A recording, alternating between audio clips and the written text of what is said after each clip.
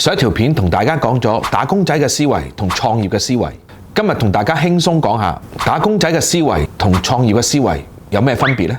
兩者嘅分別就喺時間嘅管理啦、風險嘅承受力同埋收入嘅模式思維。喺時間管理方面，打工仔會按部就班做好自己份內事，準時返工、準時收工。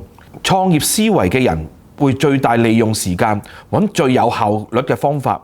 風險承受力，打工仔會傾向選擇穩定嘅工作；創業思維嘅人就會更加肯冒險，試下新嘅事物。收入模式，打工靠固定嘅薪金，創業嘅人收益就靠自己嘅努力同創造力。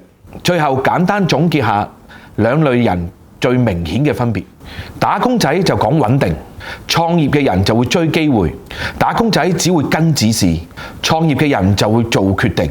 打工仔收入靠固定嘅勞力，創業嘅人收入就靠成果。最後問下大家，你嘅收入想固定啊，定係可以自己創造更多嘅可能性啊？